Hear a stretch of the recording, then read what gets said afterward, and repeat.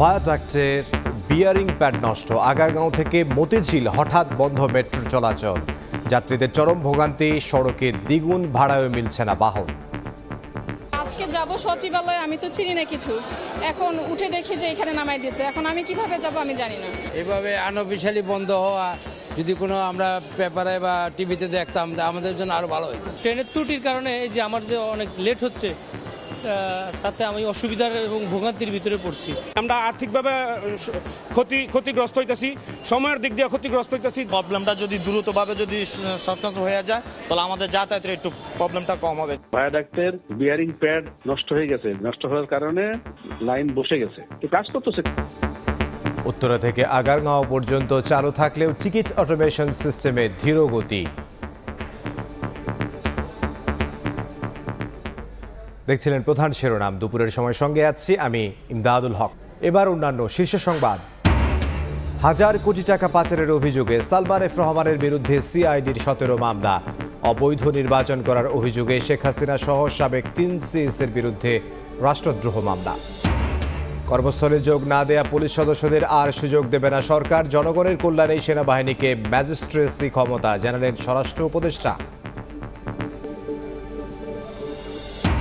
নির্বাচন ব্যবস্থা সহ রাষ্ট্র সংস্কারে অন্তর্বর্তী সরকারকে সময় দিতে হবে, ঠাকুরগাঁওয়ে সমাবেশে মির্জা ফখরুল। আওয়ামী লীগের মতো করলে কেউ টিকতে পারবে না। নির্বাচিত সংসদ নাকি গণভোট, সংবিধান সংশোধন প্রক্রিয়া নিয়ে ভিন্ন মত।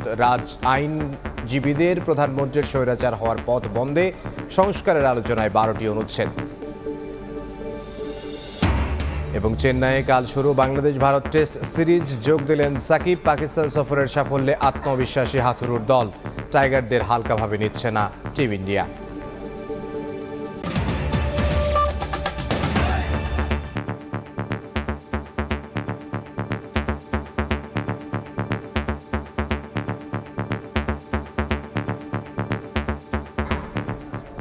রাজধানীর আগারগাঁও থেকে মতিঝিল অংশে হঠাৎ বন্ধ মেট্রো রেল চলাচল। সকাল থেকেই চরম ভোগান্তিতে যাত্রীরা। ডিএমটিসিএল জানিয়েছে ভায়াডাক্টের বিয়ারিং প্যাড নষ্ট হওয়ায় এ অংশে ট্রেন চলাচল সাময়িক বন্ধ রয়েছে। সমস্যা সমাধানে কাজ শুরু করেছে কারিগরি দল, তবে উত্তর থেকে আগারগাঁও পর্যন্ত চলাচল স্বাভাবিক রয়েছে। অল্প সময়ে এবং যানজট এড়িয়ে গন্তব্যে পৌঁছাতে রাজধানীবাসীর কাছে জনপ্রিয় হয়ে উঠেছে মেট্রো রেল। তবে কোনো কারণে বন্ধ হলে ভোগান্তিতে পড়তে হয় হাজার হাজার যাত্রীকে। বুধবার সকালে আবারও কারিগরি ত্রুটির কবলে পড়ে মেট্রো রেল। এতে অফিসগামী ও প্রয়োজন মেটাতে ঘরের বাইরে বের হওয়া মানুষের দুর্ভোগ থাকে চরমে। আমি মিরপুর 1 নম্বর থেকে আসছি, কারণবাজারের উদ্দেশ্যে যাব, আমার কলেজ, তো আমি যাইতে পারি নাই। যাব মতিঝিল, তো এই মনে করে বাসে তো একটু খুব লেট হয়, তো ভাবলাম যে মেট্রো রেলে করে তাড়াতাড়ি চলে যাই গরমের মধ্যে। তো মেট্রো রেলের ভিতরে তারপরে এসেই শুনতেছি যে এটা আগারগাঁও পর্যন্ত যাবে। আনঅফিশিয়ালি বন্ধ হওয়া যদি কোনো আমরা পেপারে বা টিভিতে দেখতাম আমাদের জন্য আরো ভালো হতো। স্টেশনে আসলাম, আসার পরে জানতে পারলাম যে বিদ্যুতের প্রবলেম আছে। এরা ভালো মন্দ কোনো কিছু না বলে ঠিক আছে এই পর্যন্ত এসে নামায় দিল। এমন অবস্থায় যেন মরার উপর খাড়ার ঘা আগারগাঁও স্টেশনে অটোমেশন পদ্ধতিতে টিকিট কাটা বন্ধ হয়ে যাওয়া, ফলে লম্বা লাইনে দাঁড়িয়ে টিকিট কাটতে হচ্ছে যাত্রীদের। ক্ষোভও প্রকাশ করেন তারা। উত্তরা থেকে আগারগাঁও আসতে আমার সময় লাগে 12 থেকে 15 মিনিট, সেখানে টিকিট কাটতে এখানে আসা পর্যন্ত আমার প্রায় 2.5 ঘন্টা সময় লাগছে। 1 ঘন্টা 1.5 ঘন্টা ধরে লাইনে দাঁড়ায় টিকিট কাটতে হইতেছে। এখন এখান থেকে আমার সিএনজি অথবা উবারে করে যেতে হবে, কারণ আমি উত্তরা থেকে আসছি, শাহবাগ যাব। দ্রুত সচিবালয়ে যাব, সেখানে কাজ সেরে আমি অন্য জায়গায় যাব, কিন্তু যে ট্রেনের ত্রুটির কারণে এই যে আমার যে অনেক লেট হচ্ছে, তাতে আমি অসুবিধার এবং ভোগান্তির ভিতরে পড়ছি। ইমার্জেন্সি রোগী, কিন্তু এখন আমাদের আগারগাঁও তালতলা নামতে হয়েছে হঠাৎ করে, আমরা তো আগে কোনো ইনফরমেশন পাই নাই। এদিকে মেট্রো রেলের ভায়াডাক্ট দেবে যাওয়ায় আগারগাঁও মতিঝিল রুটে ট্রেন চলাচল সাময়িক বন্ধ আছে বলে জানিয়েছে পরিচালনাকারী কর্তৃপক্ষ Dhaka mass transit company limited, DMTCL. ভায়াডাক্টের সমস্যা হয়েছে, ভায়াডাক্টের বিয়ারিং প্যাড নষ্ট হয়ে গেছে, নষ্ট হওয়ার কারণে লাইন বসে গেছে, ওইটারই কাজ করতেছে। ডিএমটিসিএল তাদের অফিসিয়াল ফেসবুক পেজে ঘোষণা দেয় অনিবার্য কারণে আগারগাঁও থেকে মতিঝিল অংশে ট্রেন চলাচল সাময়িকভাবে বন্ধ আছে, তবে উত্তর থেকে আগারগাঁও অংশে ট্রেন স্বাভাবিক রয়েছে।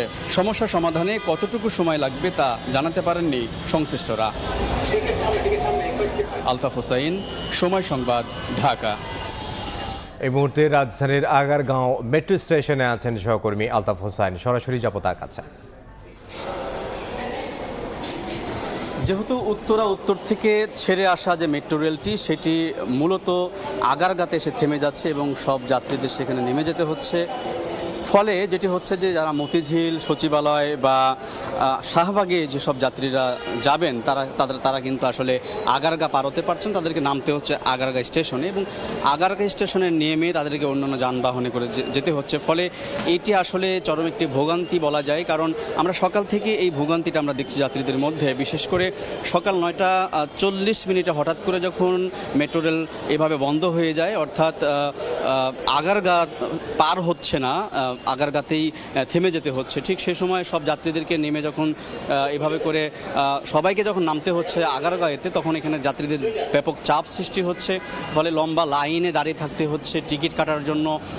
একই সাথে যে পিজি যে গেটটি আছে, যে পিজি গেট পাঞ্চ করার যে মেশিনটা, সেটিও মাঝে মাঝে অকেজো হয়ে যাচ্ছে। ফলে এই ভোগান্তিটা কিন্তু আরও বেড়েছে এবং যেহেতু আগে থেকেই দুটি স্টেশন বন্ধ ছিল, সেটার ভোগান্তি এক ধরনের ছিল। এই সাথে সাথে আজকের এই ভোগান্তির ফলে কিন্তু অনেক যাত্রীরা, বিশেষ করে অফিসগামী যারা সকালে যারা ছিলেন, তারা কিন্তু ভোগান্তিতে পড়েছেন।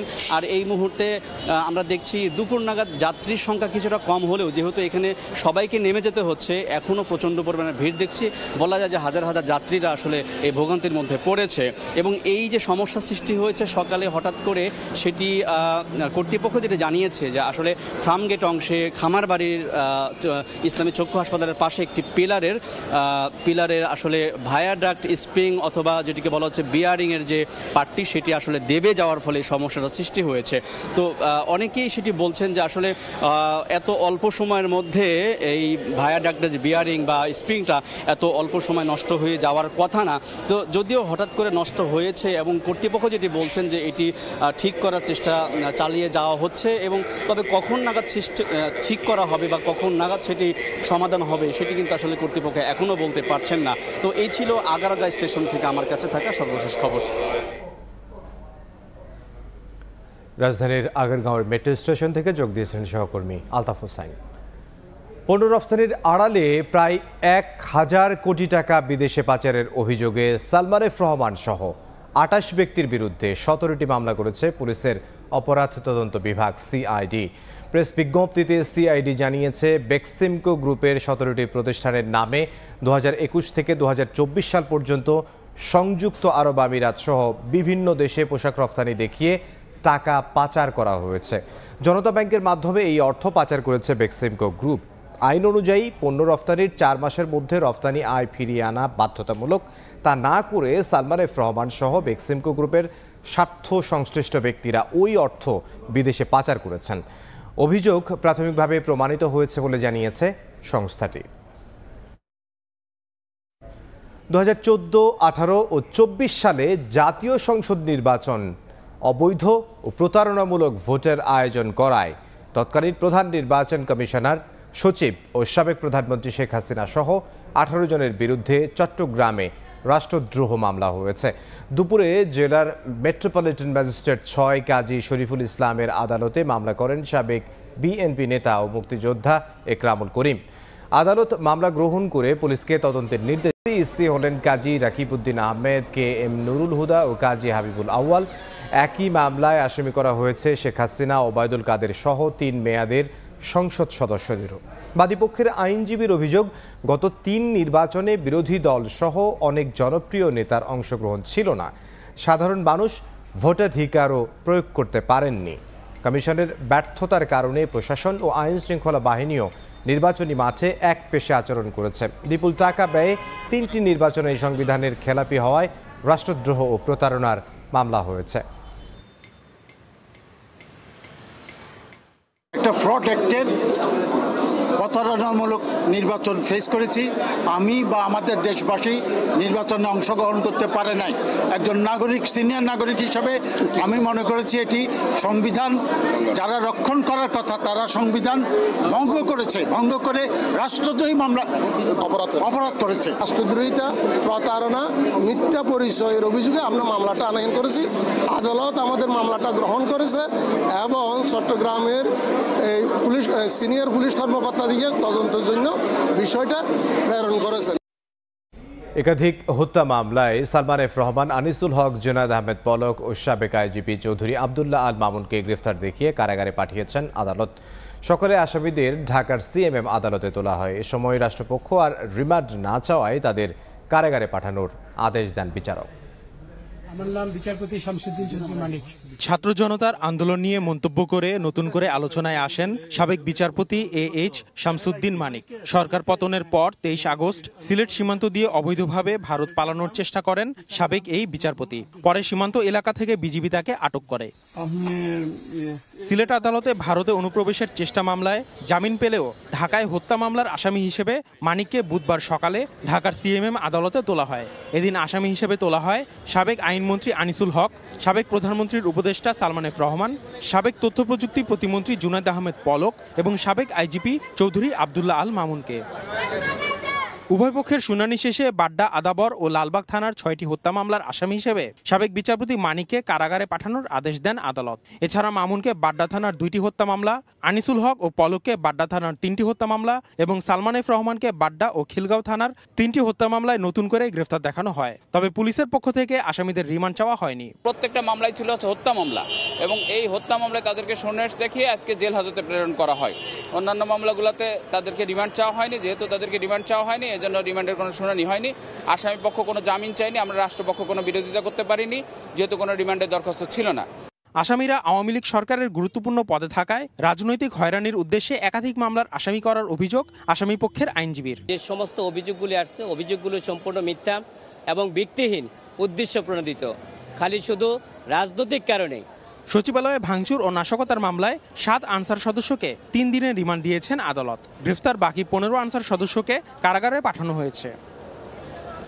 আসিফ মোহাম্মদ সিয়াম, সময় সংবাদ, ঢাকা। অপকর্মে জড়িত থাকায় অনেকেই কর্মস্থলে যোগ দিচ্ছেন না। এদিকে এখনও কাজে যোগ না দেয়া পুলিশ সদস্যরা আর কর্মস্থলে ফেরার সুযোগ পাবে না বলে সাফ জানিয়েছেন স্বরাষ্ট্র উপদেষ্টা জাহাঙ্গীর আলম চৌধুরী। এদিকে স্বরাষ্ট্র সচিব বলেন, জনগণের কল্যাণে সেনাবাহিনীকে ম্যাজিস্ট্রেসি ক্ষমতা দেয়া হয়েছে।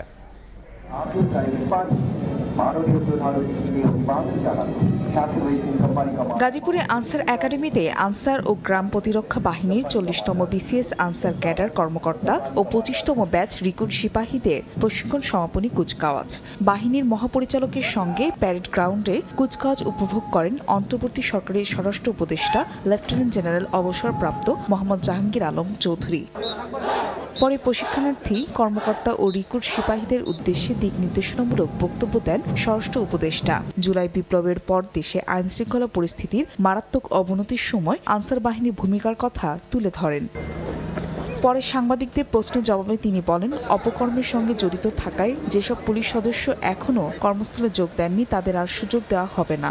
যারা কর্মযোগ এখনো জয়েন করে নাই তাদের আর জয়েন করতে দেওয়া হবে না এবং তাদের ক্ষেত্রে ডিসিপ্লিনারি অ্যাকশন নেওয়া হবে। এদিকে সচিবালয়ের স্বরাষ্ট্র সচিব বলেন, জনগণের কল্যাণে সেনাবাহিনীকে ম্যাজিস্ট্রেট ক্ষমতায় দেওয়া হয়েছে।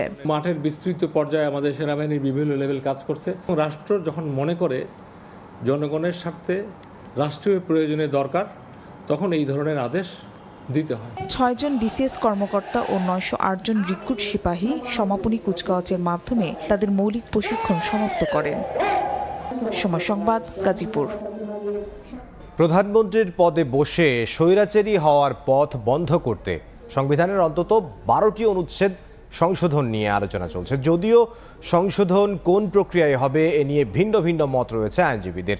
কেউ বলছেন নির্বাচিত সংসদ সদস্য ছাড়া এটি সম্ভব নয়, আবার কারো মতে গণভোটের মাধ্যমে সংবিধান সংশোধন করতে পারে অন্তর্বর্তী সরকার। আফজাল হোসেন জানাচ্ছেন বিস্তারিত। The Constitution 17th Amendment Bill 2018 সর্বসম্মতিক্রমে পাশ হলো। 1972 সালের পর এখন পর্যন্ত 17 বার কাটাছেঁড়া করা হয় সংবিধান, কখনো সময়ের প্রয়োজনে, কখনো বা রাজনৈতিক উদ্দেশ্যে ক্ষমতাকে পাকাপোক্ত করতে। ইতিমধ্যে আমরা 14টা বিল পাস। অনেকের মতে বর্তমান সংবিধানে প্রধানমন্ত্রীর পদে বসে যে কারো স্বৈরাচারী হয়ে ওঠার সুযোগ রয়েছে। সেই কারণে ছাত্র জনতার গণঅভ্যুত্থানের পর সংবিধান সংশোধন অথবা পুনর্লিখনের দাবি ওঠে। এই আলোকে গঠিত হয় সংবিধান সংস্কার কমিশনও। আলোচনা চলছে অন্তত 12টি অনুচ্ছেদে সংশোধনী আনার। এছাড়া তত্ত্বাবধায়ক সরকার ব্যবস্থা সংবিধানে ফিরিয়ে আনা নিয়েও চলছে আলোচনা। সিনিয়র আইনজীবীরা বলছেন, মৌলিক কিছু সংশোধনীর দরকার থাকলেও গণতান্ত্রিক প্রক্রিয়া এবং জবাবদিহিতা নিশ্চিত করতে পারলে বর্তমান সংবিধান দিয়েই বৈষম্যহীন সমাজ গঠন সম্ভব। রাজনৈতিক মানসিকতা এবং পঞ্চদশ সংশোধনীতে যে তত্ত্বাবধায়ক সরকার পদ্ধতি বিলুপ্ত করার ফলে একদলীয় সরকারকে চিরস্থায়ী করার যে প্রবণতা, মিথ্যা ইলেকশন সাজিয়ে, নির্বাচন সাজিয়ে মানুষকে প্রতারণার মাধ্যমে ক্ষমতায় জোর করে বসে থাকা, এইগুলি হচ্ছে কারণ ছিল এক ব্যক্তির সর্বময় ক্ষমতার অধিকার বিস্তার লাভের জন্যে। আর এই কনস্টিটিউশন সেই ক্ষেত্রে খুব বেশি তাকে সহায়তা করেছে, তাকে দানব বানিয়েছে, এটা আমি মনে করি না।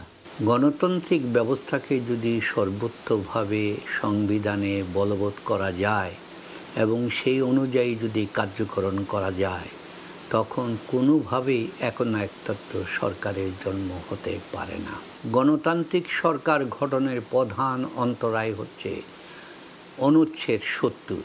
কি প্রক্রিয়ায় সংবিধান সংশোধন করা হবে এ নিয়ে ভিন্ন ভিন্ন মত রয়েছে আইনজীবীদের।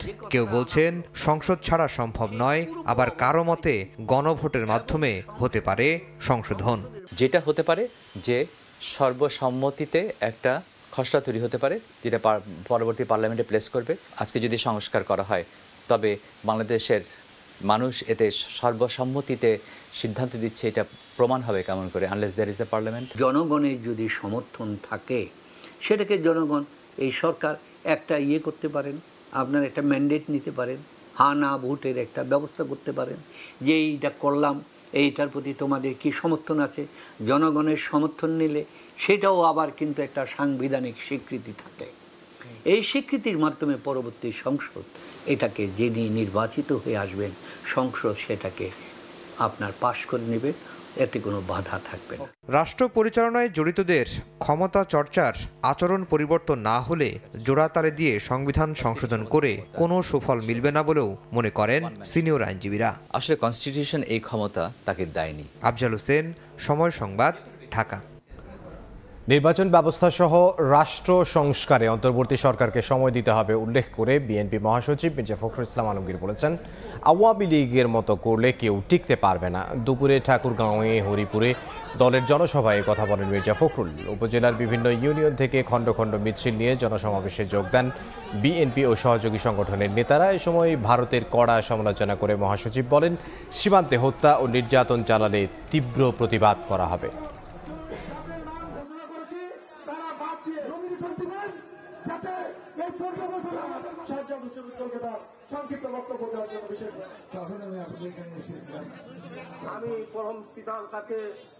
সবাই যেন ভোট দিতে পারে, যার ভোট সে দিবে, যাকে খুশি তাকে দিবে, তাই না?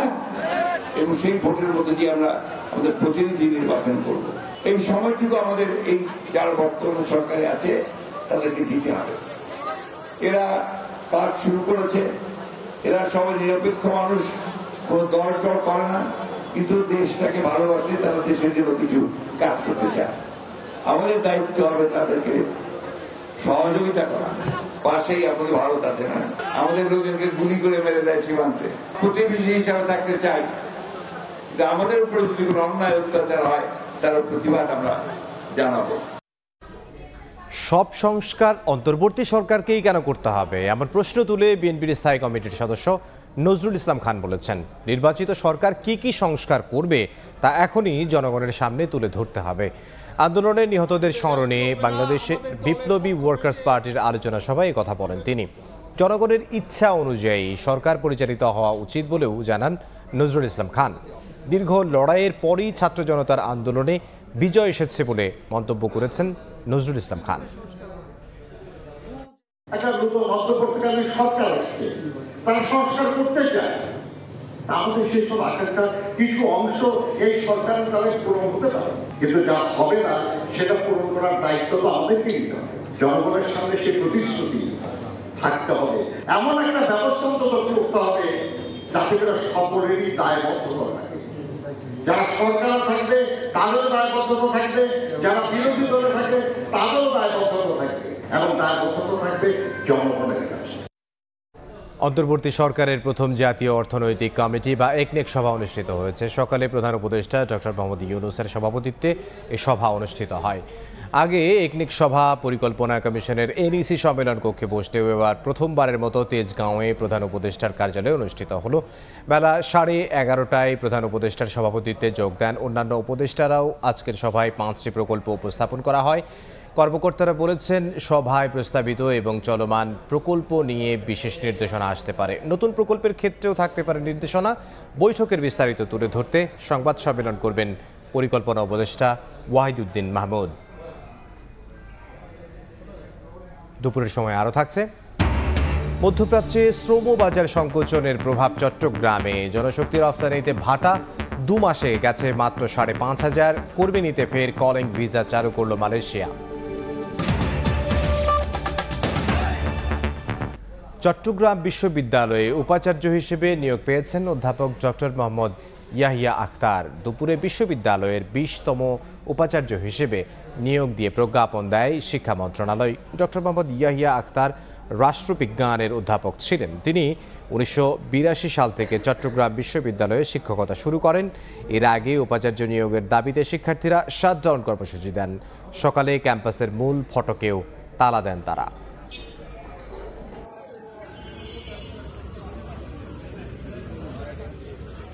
ওমান ও আরব আমিরাতের মতো দেশগুলোতে শ্রমবাজার সংকুচিত হয়ে পড়ায় জনশক্তি রফতানিতে ধস নেমেছে চট্টগ্রাম বিভাগে। চলতি বছরের জুলাই আগস্ট মাসে বিদেশে পাড়ি জমিয়েছেন মাত্র 5,836 জন, অথচ এর আগের 6 মাসে এই বিভাগ থেকে জনশক্তি রফতানি হয়েছে 33,915 জন। স্বাগত ত্রিপুর ক্যামেরায় সে খবর জানাচ্ছেন কমল দে। বৈষম্য বিরোধী আন্দোলনে মিছিল করাকে কেন্দ্র করে বন্ধ করে দেওয়া শ্রমবাজার এখনো খুলে দেয়নি আরব আমিরাত। আগে থেকে গণহারে শ্রমিক ভিসা দেওয়া বন্ধ রেখেছে ওমান এবং সৌদি আরব। কাতার, জর্দান, কুয়েতের শ্রমবাজারের পরিস্থিতি অনুকূলে নয়। এই অবস্থায় চরম বেকায়দায় পড়েছে বৃহত্তর চট্টগ্রামের প্রবাসী শ্রমিকেরা। চলতি বছরের জুলাই এবং আগস্ট মাসে মধ্যপ্রাচ্যের এসব দেশে কাজের সূত্রে যাওয়ার সুযোগ পেয়েছেন মাত্র 5,655 জন। অবশ্য জানুয়ারি থেকে জুন পর্যন্ত 6 মাসে 18,215 জন এসব দেশে যাওয়ার সুযোগ পেয়েছিল। মধ্যপ্রাচ্যে যে সমস্যাটা বিশেষ করে আপনার ইউএইতে ভিসা বন্ধ, এমপ্লয়মেন্ট ভিসা বন্ধ, ওমানে এমপ্লয়মেন্ট ভিসা বন্ধ, সৌদি আরবে চালু আছে, তাও এখন সৌদি আরবে ভিসা ওখান থেকে কম ইস্যু হচ্ছে, যার কারণে আমাদের মধ্যপ্রাচ্য ভিত্তিক ফ্লাইটগুলোর মধ্যে আপনার ফ্লাইট আন্ডারলোড হয়ে যাচ্ছে। শুধু যে এককভাবে চট্টগ্রাম থেকে প্রবাসী শ্রমিকের সংখ্যা কমেছে তা কিন্তু নয়। 2023 সালে দেশের বিভিন্ন অঞ্চল থেকে 13,81,000 শ্রমিক কাজের সন্ধানে পৃথিবীর বিভিন্ন দেশে গিয়েছিল, কিন্তু 2024 সালের প্রথম 6 মাসে 5,68,198 জনশক্তি রপ্তানির বিপরীতে জুলাই মাসে 85,478 জন এবং আগস্ট মাসে আরও কমে 61,413 জন শ্রমিক কাজের সূত্রে বিদেশ যেতে পেরেছেন। মূলত মধ্যপ্রাচ্যের দেশগুলোই বাংলাদেশের মূল শ্রমবাজার হিসেবেই চিহ্নিত। সেই সঙ্গে বাংলাদেশি শ্রমিকদের সেখানে ব্যাপক চাহিদা থাকা সত্ত্বেও নানা জটিলতার কারণে শ্রমিক ক্যাটাগরির ভিসা আটকে আছে বলে অভিযোগ আটাবের। সৌদি আরব, দুবাই এবং ওমান খুব বেশি শ্রমিক যায়। মিনিস্ট্রি হওয়ার পর মধ্যপ্রাচ্যে বিশেষ করে ইউএইতে আরও ভালোভাবে বাংলাদেশের শ্রমিক নেবে এবং বাংলাদেশের শ্রমিকের যথার্থ সুনাম আছে। তৈরি পোশাক খাতের পর প্রবাসীদের পাঠানো রেমিটেন্সেই বাংলাদেশের দ্বিতীয় সর্বোচ্চ বৈদেশিক মুদ্রা আয়ের পথ। শ্রমিক যাওয়ার হার কিছুটা কমলো অন্তর্বর্তীকালীন সরকার ক্ষমতায় আসার পর রেমিটেন্স প্রবাহ অনেকটা বেড়েছে। বিশেষ করে আগস্ট মাসে 222 কোটি মার্কিন ডলার এবং সেপ্টেম্বর মাসের 14 দিনে 116 কোটি 72 লাখ মার্কিন ডলার রেমিটেন্স এসেছে বাংলাদেশে। এই অবস্থায় বন্ধ হয়ে যাওয়া জনশক্তি রপ্তানি চালুর পাশাপাশি রেমিটেন্সের গতি আরও বাড়াতে ওমান, আরব আমিরাত এবং সৌদি আরবের সঙ্গে আলোচনা চালিয়ে যাচ্ছে সরকার। ওমানে বর্তমানে ভিসা বন্ধর কারণে কিছুটা কমে গেলেও সেই বিষয়ে কর্মসংস্থান যেন বৃদ্ধি পায়, সেক্ষেত্রে প্রবাসী কল্যাণ মন্ত্রণালয় এবং পররাষ্ট্র মন্ত্রণালয় একযোগে কাজ করে যাচ্ছে। 2022-23 অর্থ বছরে 21.61 বিলিয়ন এবং 22-23 অর্থ বছরে 23.91 বিলিয়ন মার্কিন ডলার রেমিটেন্স এসেছে বাংলাদেশে। আর এই সময়ে জনশক্তি হিসেবে রপ্তানি হয়েছে প্রায় 25 লাখ শ্রমিক। মধ্যপ্রাচ্যের দেশগুলিতে শ্রমবাজারে অচল অবস্থা মানে বৃহত্তর চট্টগ্রামের রেমিটেন্স যোদ্ধাদের ভোগান্তি। মধ্যপ্রাচ্যের দেশ ওমান এবং আরব আমিরাতে এখন অচল অবস্থা চলছে। আর তাই এই রেমিটেন্স যোদ্ধারা মনে করছেন অন্তর্বর্তীকালীন সরকার প্রধান হিসেবে ডক্টর ইউনূস যেমন সাজাপ্রাপ্তদের আরব আমিরাত থেকে মুক্ত করে আনতে পেরেছেন, ঠিক তেমনি একইভাবে এখনকার যে অচল অবস্থা সেটিও দূরীকরণ করবেন। কমল দে, সময় সংবাদ, চট্টগ্রাম। প্লান্টেশন সেক্টরে কর্মী নেওয়ার জন্য আবার কলিং ভিসা চালু করেছে মালয়েশিয়া সরকার। এর মাধ্যমে বাংলাদেশ থেকে কর্মী নেওয়া হবে বলে জানিয়েছেন হাইকমিশন। কুয়ালালামপুরে বাংলাদেশ হাইকমিশনের ভেরিফাইড ফেসবুক পেজে গতকাল এ বিষয়ে বিজ্ঞপ্তি প্রকাশ করা হয়েছে। বিজ্ঞপ্তিতে বলা হয়, মালয়েশিয়া সরকার নতুন করে প্লান্টেশন সেক্টরে বিদেশি কর্মী নিয়োগের সিদ্ধান্ত নিয়েছে। দেশটির সংশ্লিষ্ট মন্ত্রণালয় ইতোমধ্যে কর্মী নিয়োগের কোটা অনুমোদন করা শুরু করেছে। বাংলাদেশ হাইকমিশনে প্লান্টেশন সেক্টরের চাহিদাপত্র ম্যানুয়াল পদ্ধতিতে সত্যায়ন করা হচ্ছে। কাল শুরু হচ্ছে ভারত বাংলাদেশ 2 ম্যাচ সিরিজের প্রথম টেস্ট ম্যাচ সামনে রেখে সংবাদ সম্মেলনে কথা বলছেন বাংলাদেশ দলের অধিনায়ক নাজবুল হোসেন শান্ত। সরাসরি যাচ্ছে সেখানে। সাদমান একটা ভালো ইনিংস খেলেছে, জাকিরের একটা ছোট ভালো ইনিংস ছিল, বাট যে যে জায়গায় ব্যাটিং করছে আমার মনে হয় মুশফিক ভাই অনেকদিন ধরে ওই জায়গায় ব্যাটিং করছে এবং ভালো করছে, লিটন, মিরাজ। সো খুব বেশি একটা এটা নিয়ে চেঞ্জ করার প্রয়োজন আমার কাছে মনে হয় না আছে, কারণ ওপরে যে 4টা ব্যাটসম্যান আছে তারা ক্যাপেবল ওইখানে ভালো। কন্ডিশনস অফ পিচ যদি আমরা বাদ দিই, এর বাইরেও একটা সম্ভবত চ্যালেঞ্জ আছে, সেটা হচ্ছে এসজি বলে খেলা হবে, যেটাতে আমরা খুব বেশি ইউজ টু না। তো আপনাদের প্রিপারেশন বা ওভারঅল এখানে আসার পর এসজি বলের প্রিপারেশন আসলে কেমন হলো বা কতটুকু মনে হচ্ছে চ্যালেঞ্জ? ইন্ডিয়ার যে ফিস ইউনিট আছে বা স্পিনার আছে, নর্মালি তো আসলে এসজি বল পুরোনো বলে একটু খেলাটা কঠিন হয়, যেটা কোকাকোলাতে হয় না, নতুন বলে একটু চ্যালেঞ্জ হয়। আপনাদের এসজি বলের প্রিপারেশন কি বলে বা চ্যালেঞ্জটা কত? না, চ্যালেঞ্জ তো থাকবে। আমার মনে হয় যে আমরা যখন বাংলাদেশে প্র্যাকটিস করেছি, আমরা এসজি বলে প্র্যাকটিস করেছি, এখানে আসার পরে এসজি বলে বেশ কয়েকটা সেশন হয়েছে। তো মোটামুটি খুব ভালোভাবে অ্যাডজাস্ট আমার মনে হয় প্রত্যেকটা ব্যাটসম্যান করে ফেলেছে। তাদের ভালো বোলিং অ্যাটাক অবশ্যই চ্যালেঞ্জ থাকবে, বাট এটা নেওয়ার জন্য আমার মনে হয় সবাই প্রস্তুত। আর আসলে বল নিয়ে খুব বেশি মাথা ঘামানোর প্রয়োজন আমার কাছে মনে হয় না, কারণ সবাই ইন্টারন্যাশনাল অনেকদিন ধরে খেলছে, এই ধরনের জিনিসগুলো অ্যাডাপ্ট করার অ্যাবিলিটি সবারই আছে। Last 2 question.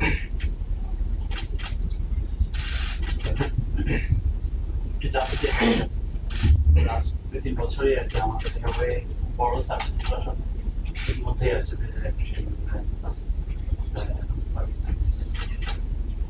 আপনার কাছে কি মনে হয় কিনা ইন্ডিয়া 2012 পরে হোক ঘরের মধ্যে এত মুভমেন্ট ওয়ার্ল্ড ক্রিকেটে মানে তবে যদি সবচেয়ে কঠিনতম জায়গা পাওয়া যায় সিরিজ অবভিয়াসলি ইন্ডিয়া, যদিও সাবকন্টিনেন্ট নানা প্রেশারের কারণে সব দিক থেকে কিন্তু ইন্ডিয়া সিরিজটাই পেয়ে গেছে। আপনি কিভাবে দেখেন, কি মনে করেন যেটা আমরা যে ভালো করে আসছি সেদিক থেকে এই সিরিজটা ওভারঅল দেখেন? অবশ্যই আপনি যেটা বললেন যে এটা সব থেকে আমার মনে হয় যে কঠিন একটা প্রতিপক্ষ, এটা আমরা সবাই এগ্রি করি। বাট আসলে প্রতিপক্ষকে নিয়ে খুব বেশি চিন্তা না করে নিজেদেরকে নিয়ে চিন্তা করাটা ইম্পর্টেন্ট। আমাদের কি স্ট্রেংথ আছে, কারণ আমি বিশ্বাস করি আমাদের টিমের ওই অ্যাবিলিটি আছে এখানে ভালো ক্রিকেট খেলা। সো ইম্পর্টেন্ট 5 দিনের একটা ম্যাচ হয়, 5টা দিন আমরা কিভাবে ভালো ক্রিকেট খেলতে পারি। লক্ষ্য তো একটাই থাকে যে আমরা প্রত্যেকটা ম্যাচ জিতবো। প্রত্যেকটা টিমেরই ইন্টারন্যাশনাল টিমেরই লক্ষ্য থাকে যে তারা ম্যাচ জেতার জন্য খেলে। তো আমাদের ওই সেম লক্ষ্যটাই আছে যে আমরা ম্যাচ জেতার জন্য খেলবো। জেতার জন্য যে জিনিসগুলো করার প্রয়োজন ওই জিনিসগুলো আমরা জাস্ট করবো। এবং আসলে রেজাল্ট নিয়ে যদি বলেন, ডে 5 এ লাস্ট সেশনে যে আমাদের রেজাল্ট নিয়ে চিন্তা, সো তার আগ পর্যন্ত আমরা জাস্ট চেষ্টা করবো যে আমাদের স্ট্রেংথ অনুযায়ী খেলা। ক্যাপ্টেন নিবন বলছিলাম সময় টিভি থেকে। ভারতের চেন্নাইয়ে সংবাদ সম্মেলনে কথা বলছিলেন বাংলাদেশ ক্রিকেট দলের অধিনায়ক নাজমুল হোসেন শান্ত। আমরা সরাসরি ছিলাম সেখানে। সাংবাদিকদের বিরুদ্ধে মামলা সরকার নয়, ব্যক্তি পর্যায়ের ক্ষোভ থেকে দায়ের করা হচ্ছে। অভিযোগ না থাকলে তাদেরকে রেহাই দেওয়া হবে, নিরপরাধ কেউ সাজা পাবে না বলে জানিয়েছেন তথ্য ও সম্প্রচার উপদেষ্টা নাহিদ ইসলাম। সচিবালয়ের সাংবাদিকদের প্রশ্নের জবাবে তিনি বলেন, গণহত্যায় সম্পৃক্ত কারো ছাড় নেই। এই মামলাগুলো খুব দ্রুত সময়ের মধ্যে পর্যালোচনা করা হবে, তদন্ত করা হবে এবং যদি অভিযোগ না থাকে তাকে এই মামলা থেকে রেহাই দেওয়া হবে। কোনো সাংবাদিকের বিরুদ্ধে এই ধরনের অভিযোগ থাকে বা যাদের ক্ষতিগ্রস্ত হচ্ছে, তথ্য মন্ত্রণালয়ে আপনারা তাদের ইনফরমেশন বা ডিটেলসটা পাঠাবেন, আমরা এখান থেকে দেখব। তবে পাশাপাশি এটাও বলেছি যে কেবলমাত্র সাংবাদিক পরিচয়, সাংস্কৃতিক ব্যক্তিত্ব বা কবি পরিচয়ের কারণে কিন্তু কেউ রেহাই পেয়ে যাবে না। এই ফ্যাসিজমের সাথে যারা জড়িত ছিল, গণহত্যার পক্ষে কাজ করেছে, উস্কানি দিয়েছে, তাদেরকে কিন্তু অবশ্যই বিচারের আওতায় আনা হবে। সাভারের আশুলিয়া শিল্পাঞ্চলে অধিকাংশ পোশাক কারখানায় চলছে উৎপাদন, তবে এখনো বন্ধ রয়েছে 25টি কারখানা। শিল্প পুলিশ জানায়, সকাল থেকে ডিইপিজেড সহ আশুলিয়ার শিল্পাঞ্চলের অধিকাংশ কারখানার শ্রমিকরা কাজে যোগ দেন, তবে এখনও শ্রম আইনের 13-এর 1 ধারায় 20টি এবং 5টি কারখানায় সাধারণ ছুটি রয়েছে। এর বাইরে শিল্পাঞ্চলের সার্বিক পরিস্থিতি স্বাভাবিক রয়েছে। শিল্পাঞ্চলের নিরাপত্তা নিশ্চিত ও যে কোনো অপ্রীতিকর ঘটনা এড়াতে কারখানাগুলোর সামনে আইন শৃঙ্খলা বাহিনীর সদস্য মোতায়েন রয়েছে।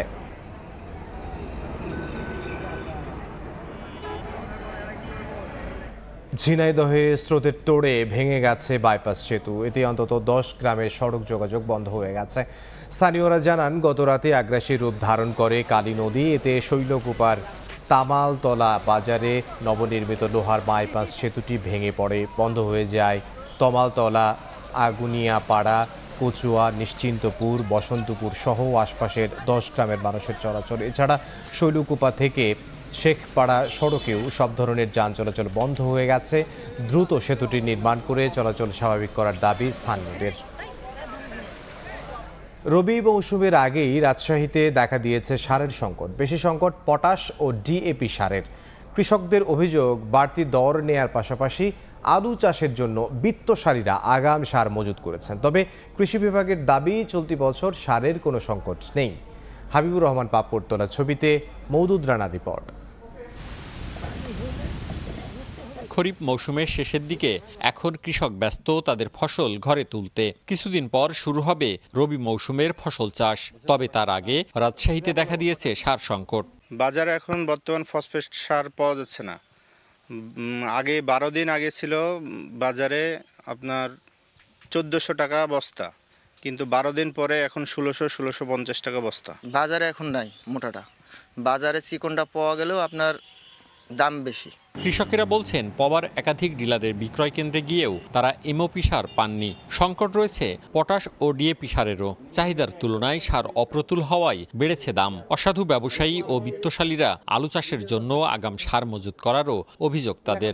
চাহিদার থেকে অপ্রতুল, মানে অল্প, এজন্য এই জিনিসটা আমাদের একটু শর্ট হচ্ছে। তাহলে ইউরিয়া অ্যাভেলেবল। তবে কৃষি বিভাগ বলছে সারের সংকট নেই। সিন্ডিকেটের অপতৎপরতা রুখতে বাজারে মনিটরিং চলছে। সারের কোনো সমস্যা হবে না এবং কৃষকের কাছে পর্যাপ্ত সার কৃষকরা পাবেন এবং তারা তাদের ফসল উৎপাদনের যে ধারা, সেই ধারা তারা টিকিয়ে রাখতে পারবে। 50 কেজির এক বস্তা টিএসপি সারের সরকারি দাম 1000 টাকা হলেও রাজশাহীর বিভিন্ন বাজারে খুচরা বিক্রি হচ্ছে 1150 টাকা। একইভাবে 1050 টাকা বস্তার ডিএপি সার বিক্রি হচ্ছে 1200 থেকে 1300 টাকা। মওদুদ রানা, সময় সংবাদ, রাজশাহী। দেশের বাইরের খবর জানাবো। দীর্ঘ 1 দশক পর জম্মু কাশ্মীরে বিধানসভা নির্বাচনের ভোট হচ্ছে। বুধবার স্থানীয় সময় সকাল 7টায় প্রথম দফার ভোট গ্রহণ শুরু হয়। সকাল থেকেই বিভিন্ন কেন্দ্রে ভোটারদের ভিড় দেখা যায়। ভোট গ্রহণ চলছে অঞ্চলটির 24 আসনে। এর মধ্যে জম্মুতে 8টি এবং কাশ্মীরে 16টি আসন রয়েছে। প্রথম দফায় 219 প্রার্থী প্রতিদ্বন্দ্বিতা করছেন। ভোটার সংখ্যা 23,27,580 জন। কয়েকদিন ধরে অস্ত্রধারীদের হামলার ঘটনায় উত্তপ্ত হয়ে আছে গোটা অঞ্চল। নির্বাচন ঘিরে নিরাপত্তার চাদরে ঢেকে ফেলা হয়েছে জম্মু কাশ্মীর। হত্যা চেষ্টায় প্রতিদ্বন্দ্বী প্রার্থী কমলা হ্যারিসের বিরুদ্ধে উস্কানির অভিযোগ আনার একদিন পরেই সুর বদলালেন ট্রাম্প। খোঁজ খবর নেয় কমলার প্রতি কৃতজ্ঞতা জানালেন রিপাবলিকান প্রার্থী। এরই মধ্যে ট্রাম্পের সমর্থনে মিশিগানের রাস্তায় র্যালি করেছেন তার সমর্থকরা। এদিকে পেনসিলভেনিয়ায় নির্বাচনী প্রচারণায় অংশ নিয়ে আবারও ট্রাম্পকে হত্যা চেষ্টার নিন্দা জানিয়েছেন কমলা হ্যারিস। আর গলফ ক্লাবের ঘটনায় অভিযুক্ত ব্যক্তির সঙ্গে ইউক্রেনের কোনো সম্পর্ক নেই বলে দাবি করেছে কিয়েভ। আবারও ফিরে আসবেন ট্রাম্প। আসন্ন মার্কিন প্রেসিডেন্ট নির্বাচনে রিপাবলিকান প্রার্থীর সমর্থনে এমন প্রত্যয়ে জানান সমর্থকরা। ট্রাম্পকে হত্যা চেষ্টার ঘটনার পর যেন সবাই জানান দিচ্ছেন সাবেক মার্কিন প্রেসিডেন্টের পাশেই আছেন তারা। স্থানীয় সময় মঙ্গলবার মিশিগানের ফ্লিন্টের রাস্তায় ট্রাম্পের সমর্থনে র্যালি বের করা হয়। পোস্টার, টি-শার্ট, টুপি সব জায়গাতেই ট্রাম্পের নাম। মূলত রিপাবলিকান প্রার্থীকে উৎসাহ দিতেই এই র্যালির আয়োজন করা হয়েছে। ট্রাম্প নিজের জীবন বাজি রেখে মার্কিনদের জন্য লড়াই করছেন বলে মনে করেন তার সমর্থকরা। Well, I have to be here for Trump. They just tried to assassinate him again, and I was there in Butler, and I'm having like a lot of PTSD since Butler. This man's out here taking bullets for us, so I have to be strong too. যুক্তরাষ্ট্রের ফ্লোরিডায় golf মাঠে হত্যা চেষ্টা থেকে বেঁচে ফেরার দুদিন পর আবারও নির্বাচনী প্রচারণায় সাবেক মার্কিন প্রেসিডেন্ট ডোনাল্ড ট্রাম্প। মঙ্গলবার মিশিগানে প্রচারণা শুরু করেন তিনি। এ সময় হত্যা চেষ্টার ঘটনায় ফোনে সমবেদনা জানানোয় প্রতিদ্বন্দ্বী প্রার্থী কমলা হ্যারিসের প্রতি কৃতজ্ঞতা জানান ট্রাম্প। তবে এর আগে ফক্স নিউজকে দেয়া এক সাক্ষাৎকারে হত্যা চেষ্টার জন্য বাইডেন ও কমলার উস্কানিমূলক বক্তব্যকে দায়ী করেন তিনি। ডেমোক্রেটরা যুক্তরাষ্ট্রকে ধ্বংস করে দিচ্ছে বলেও অভিযোগ করেন ট্রাম্প। ক্ষমতায় এলেই চীন ও মেক্সিকোর বিরুদ্ধে শুল্ক আরোপ করা হবে বলে সাফ জানান ট্রাম্প। এছাড়া আগামী সপ্তাহে ভারতের প্রধানমন্ত্রী নরেন্দ্র মোদীর সঙ্গে সাক্ষাৎ করার কথাও জানান তিনি। একই দিন আলাদা নির্বাচনী প্রচারণায় ট্রাম্পকে হত্যা চেষ্টার ঘটনায় ডেমোক্রেটদের কড়া সমালোচনা করেন রিপাবলিকান শিবিরের ভাইস প্রেসিডেন্ট পদপ্রার্থী জেডি ভ্যান্স। গলফ ক্লাবে ট্রাম্পকে হত্যা চেষ্টার ঘটনায় আবারও নিন্দা জানিয়েছেন ডেমোক্রেট প্রার্থী ও বর্তমান ভাইস প্রেসিডেন্ট কমলা হ্যারিস। পেনিসিলভেনিয়ায় নির্বাচনী প্রচারণায় অংশ নিয়ে নিজের অবস্থান আবারও পরিষ্কার করেন তিনি। এদিন কৃষ্ণাঙ্গ সাংবাদিকদের সংগঠন ন্যাশনাল অ্যাসোসিয়েশন অফ ব্ল্যাক জার্নালিস্টের মুখোমুখি হন কমলা। হ্যারিসের কৃষ্ণাঙ্গ পরিচয় নিয়ে ট্রাম্প কটাক্ষ করলেও ডেমোক্রেট প্রার্থীর সাফ জবাব, নির্দিষ্ট কোনো গোষ্ঠী বা সম্প্রদায় নয়, বরং সব ভোটারকেই তিনি সমানভাবে দেখেন। সাক্ষাৎকারে গাজায় যুদ্ধবিরতিরও আহ্বান জানান কমলা। এরই মধ্যে ডোনাল্ড ট্রাম্পের হত্যা চেষ্টায় অভিযুক্ত ব্যক্তির সঙ্গে ইউক্রেনের কোনো সম্পর্ক নেই বলে দাবি করেছে কিয়েভ। অভিযুক্ত রায়ান রুথের সঙ্গে কিয়েভের সম্পর্ক টেনে আনা অযৌক্তিক বলেও দাবি তাদের। মালিহা সুরাওয়ার্দী, সময় সংবাদ। আবারও খেলার খবর জানাবো। টাইগারদের সাম্প্রতিক পারফরমেন্সের কারণে সতর্ক ভারতীয় শিবির। পাকিস্তানকে ঘরের মাঠে হারানোর অভিজ্ঞতা এবং স্কোয়াডে সাকিব মুশফিকদের মতো সিনিয়ররা থাকায় অতিথিদের হালকাভাবে নিচ্ছে না ভারত কোচ গৌতম গম্ভীর। বিশেষ করে বাংলাদেশের বোলিং ইউনিট নিয়ে বেশ সতর্ক স্বাগতিকরা। আমাদের জন্য বাংলাদেশ সবসময় শক্ত প্রতিপক্ষ। যে কোনো টেস্ট খেলুড়ে দলকে আপনি ছোট করে দেখতে পারবেন না। আর বিশেষ করে সাম্প্রতিক ফর্ম, তারা পাকিস্তানকে হারিয়েছে, যার জন্য তাদেরকে শুভেচ্ছা জানাই। বাংলাদেশ দলে অনেক অভিজ্ঞ ক্রিকেটার রয়েছেন, বিশেষ করে সাকিব মুশফিক। এছাড়া তাদের বোলিং আক্রমণও দুর্দান্ত। কাল শুরু হচ্ছে ভারত বাংলাদেশ টেস্ট সিরিজ। প্রথম টেস্টের ভেন্যু এম.এ. চিদম্বরম স্টেডিয়াম দেশটির অন্যতম ঐতিহ্যবাহী মাঠের একটি, যেখানে এখন পর্যন্ত অনুষ্ঠিত হয়েছে 36টি টেস্ট। ভারতের প্রথম টেস্ট জয়সহ অনেক প্রথমের সাক্ষী এই চিদম্বরম। সৌন্দর্য আর আধুনিকতায় চিদম্বরম মুগ্ধ করবে যে কাউকে। চেন্নাই থেকে বিস্তারিত জানাচ্ছেন মাহবুব রিমন। ফরএভার প্রিন্স চিদম্বরমে আপনাকে স্বাগতম। ক্রিকেট নাকি দাবা, ঠিক কোনটার শহরে চেন্নাই তা নিয়ে তর্ক হতেই পারে, কারণ ভারতের মোট 34 গ্র্যান্ডমাস্টারের 12 জন এসেছে চেন্নাই থেকে। শুধু তাই নয়, ভারতের প্রথম গ্র্যান্ডমাস্টার, প্রথম নারী গ্র্যান্ডমাস্টার, প্রথম আন্তর্জাতিক মাস্টার কিংবা প্রথম আন্তর্জাতিক অরবিট সবই এসেছে চেন্নাই থেকে। তবুও দাবা নয়, ক্রিকেটই এখানকার প্রাণ, আর সেই প্রাণের নিউক্লিয়াসেই চিদম্বরম স্টেডিয়াম। ভারতের সাবেক বিসিসিআই সভাপতি মুথিয়া আন্নামালাই চিদম্বরমের নাম অনুসারে এই স্টেডিয়ামটির নামকরণ।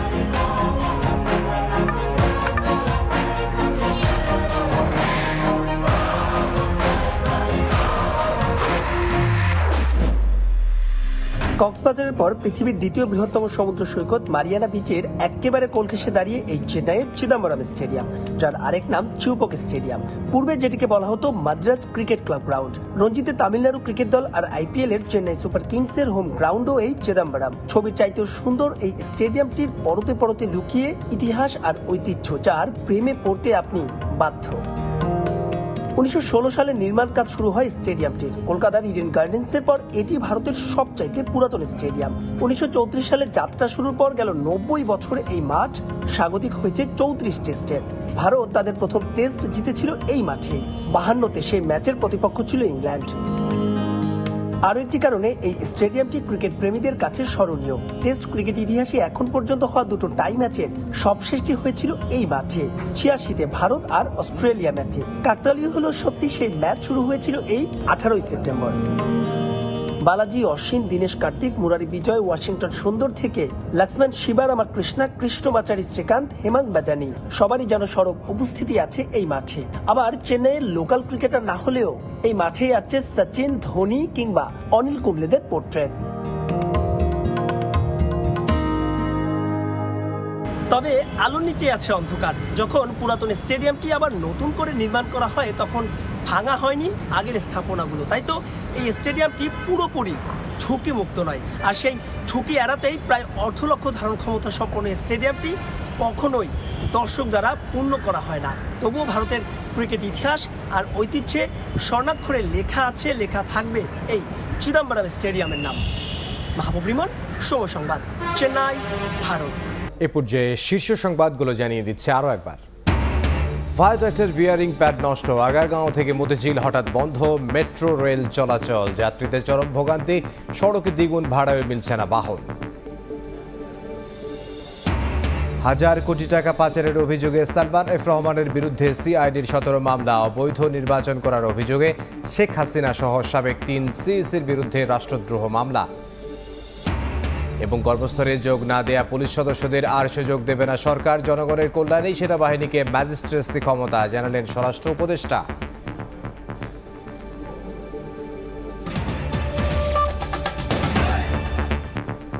এই ছিল দুপুরের সময়ে, সঙ্গে থাকুন সময়ের।